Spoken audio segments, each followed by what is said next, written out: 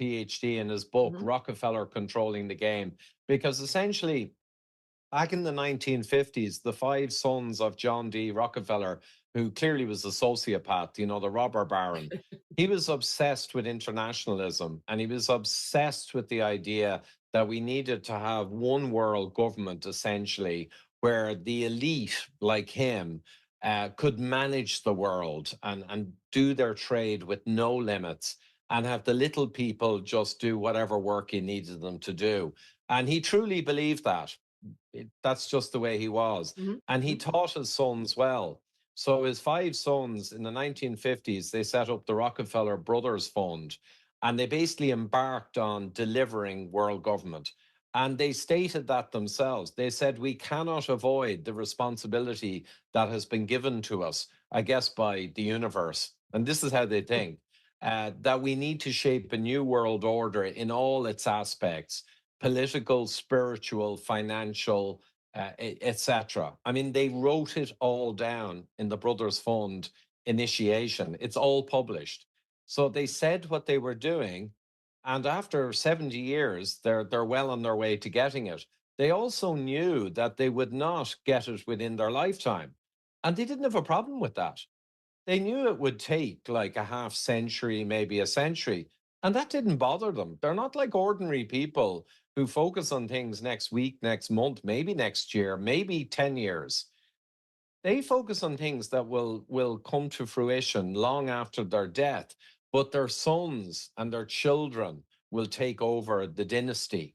So they're long gamers in an extreme way. But to give an example, they identified in the 1950s climate disaster as an opportunity.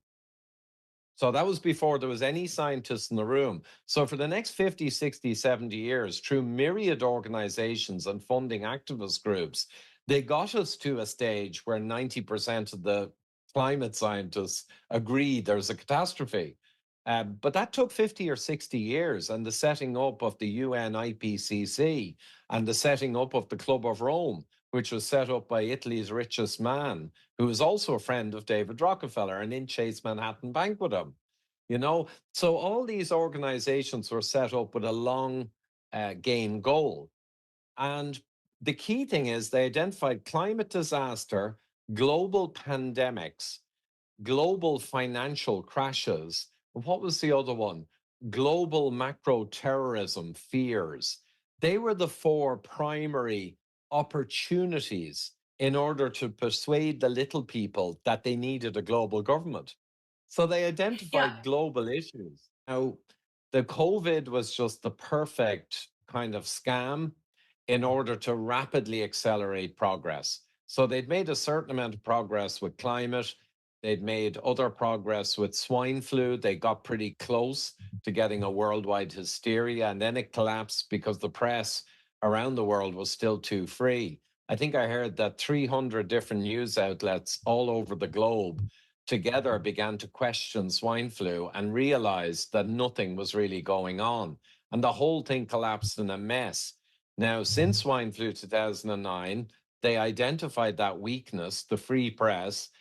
And when it came to COVID 2020, that problem was completely fixed. 2006, Rand Corporation, a military industrial complex outfit, did a risks report looking forward to 2020s.